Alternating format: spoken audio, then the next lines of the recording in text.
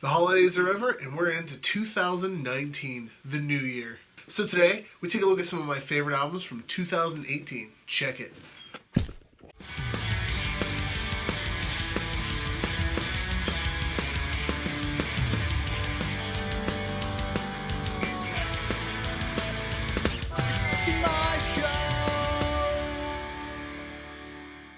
My 2018 was jam-packed full of new albums and new artists that I heard along the way.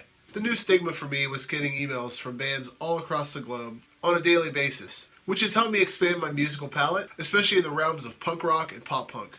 In 2018, I was introduced to bands abroad, and while some of these albums might not be the most popular opinion, they might actually persuade you to give them a try and hear them out for yourself.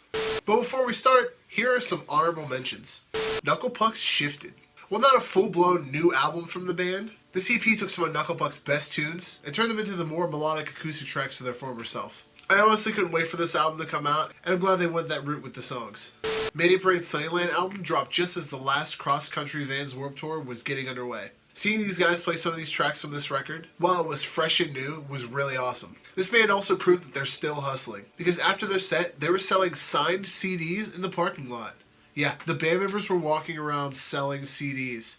The Wonder Years, Sister Cities. Every single Wonder Years album, I feel like it's getting darker and goes to a stranger place than the album before it. It was one of my most highly anticipated albums in 2018, and it didn't let me down. It seemed like Soupy kind of honed in his writing and took tips from his side project Aaron West and the Roaring Twenties, where a lot of the tunes are more somber and way darker. Lightyear's Afterlife album dropped at the end of November 2018. I caught the guys at the Four Chord Music Festival in Pittsburgh earlier in the year, just as they wrapped up recording. Just them talking about this album got me pumped up into listening to it. And they also have one of the most killer live sets you'll ever see. This one's probably on everyone's list, but it's still an honorable mention for me. State Champ's Living Proof album was definitely one of the most highly anticipated albums for every pop punk kid in 2018. I knew this album was gonna fucking explode when the single Dead and Gone dropped. That tune was fucking everywhere for a while, and totally intoxicating. So those are my honorable mentions. Let's jump into my top 10 list. Tiny Moving Parts album Swell dropped at the beginning of 2018, nearly a year ago in January. This album took a while to grow on me. I didn't catch wind of these guys until like April or May and started listening to them full-fledged, but it's definitely one of my favorite bands and albums of 2018. Like I said, it took me a while to get into these guys. I think I heard a tune from them prior on like a forum or a pop punk group on Facebook or something like that. But it actually took a random YouTube playlist for me to get into these guys. You know how YouTube is. You're led down that rabbit hole. Holy shit. Boston Manor's Welcome to the Neighborhood. I feel like that album was on everyone's forum and Facebook group for the longest time when it first dropped. Like Tiny Moving Parts, it took me a while to get into. I didn't start listening to the band until a few months after the album initially dropped. I'm actually kind of like that with everything. Even if it's like to technology and video games, I still have an iPhone 7 because people are complaining about the bugs on their iPhone 10s. I kind of want to wait it out and see the overall opinion rather than just jump in full force. To completely contrast that, it's kind of one of the things I love about bands, is that there's so much anymore to listen to and consume that you can kind of make your own opinion on it by listening to like the first couple songs. Like I said, Boston Manor grew on me. Another band I really love, totally off topic, is Coheed and Cambria. It took them a very long time to grow on me. But I love, it's one of my favorite bands now. Anyway, moving on. Gods of Mount Olympus. If you haven't heard this band, get the fuck on it. They're by far one of the most unique bands I've ever heard, and the band members definitely have years of playing and touring to back them up. With past members of the Street Dogs, No Use for a Name, Lagwagon, and Unwritten Law, this band I can only describe as Billy Joel on speed, with a high-energy piano-eccentric sound that you really just have to hear for yourself. I actually interviewed lead singer and pianist Brian Wallstrom at the beginning of the year when this album first dropped, and I'll leave a link to that down below.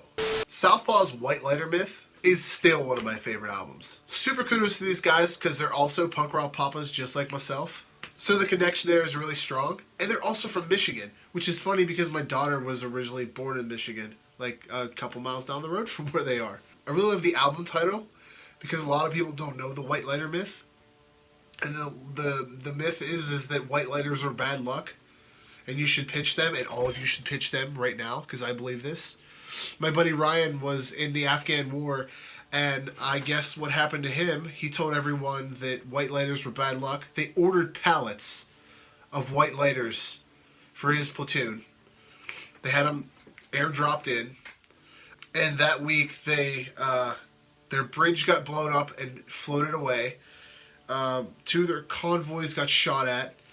I think 10 people got life-flighted. One of their camps, they had a huge wind in the middle of the desert, and this huge wind picked up a lot of their tent and blew it the hell away. So that night he gathered up all the white lighters and burned them like Lord of the Flies. And 2 weeks later, the Afghan war ended. That's a true story. True story. Burn your white lighters.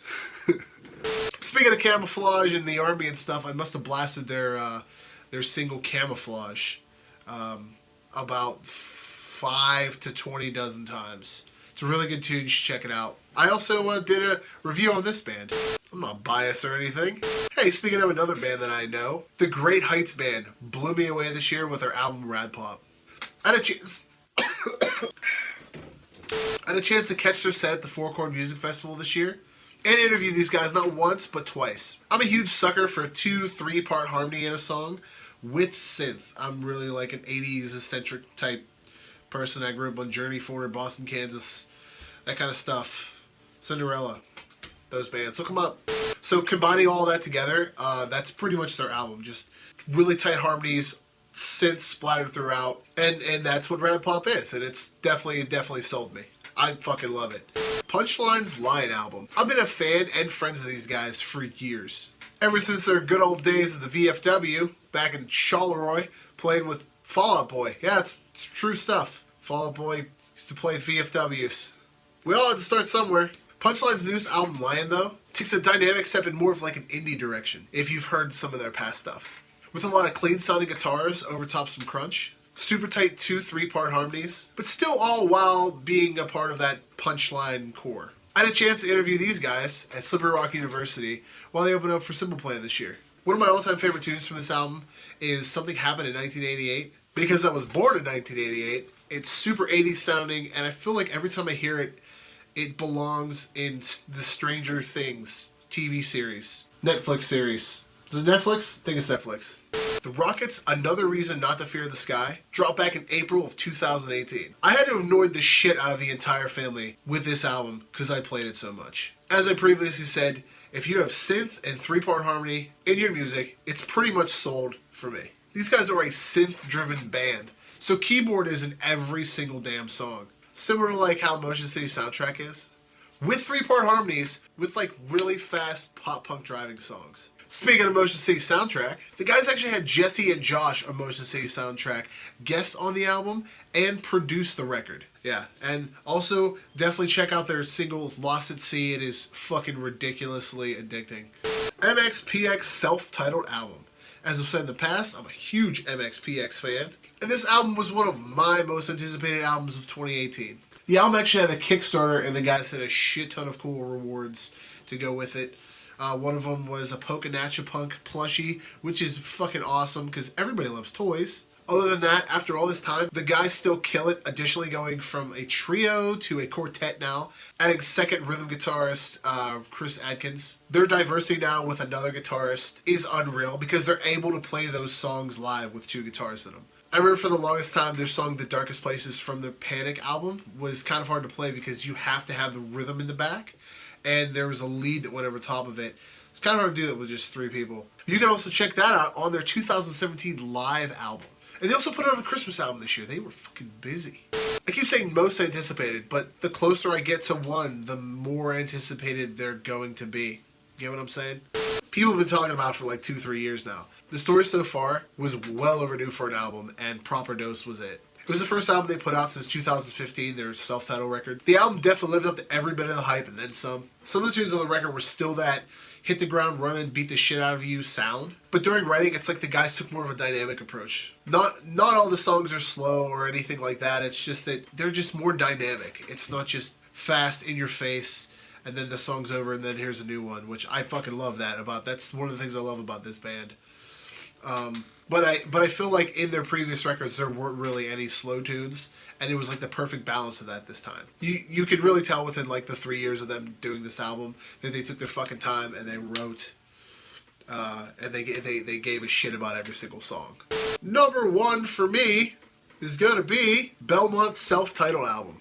This is another album that is annoying the fuck out of the family currently, because I play this everywhere I go.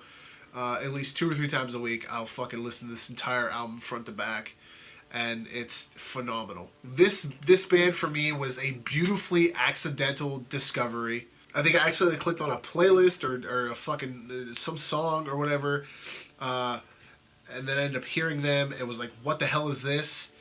And then later on, I actually ended up interviewing them. Links down below. If you haven't heard of Belmont, these guys are insanely talented, and have so many breakdowns and riffs and almost time signature changes in their tunes. A lot of stop breaks and stuff. They're heavy, but they don't scream.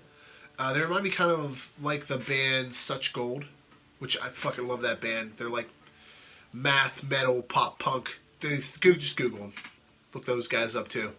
The reason why they get the number 1 spot is I don't get tired of listening to them. Every fucking time I hear one of their songs or hear the album front to back, I always find something new. Like some new little lick, some new little quirk, some little cool pickup note that I was like, oh, that's fucking really cool. They're smart as hell, and their lyrics are just as impressive as their music. If you haven't heard of Belmont, definitely give them a listen. Hey, did you like the list? You can check out all the bands in more detail in the description below, as well as links to any interviews or reviews I've done on any of these guys' albums, or if I've ever talked to them. And honestly, a lot of them I did. I talked to a good majority of these bands this year, which is why I fucking love all their music. It's been an incredible year for these bands. I can't wait to see more shit from them. Make sure to check out stuff at the Pop Punk Dad merch shop. I moved over from Shopify to Big Cartel. Link to that is in the description below. You can buy a cool thing like that right there, so give that a check on out. Buying stuff helps the channel out and lets me know that you love me. Above all else, this is the first video of 2019. Happy New Year, and don't forget to stay pop punk. Later.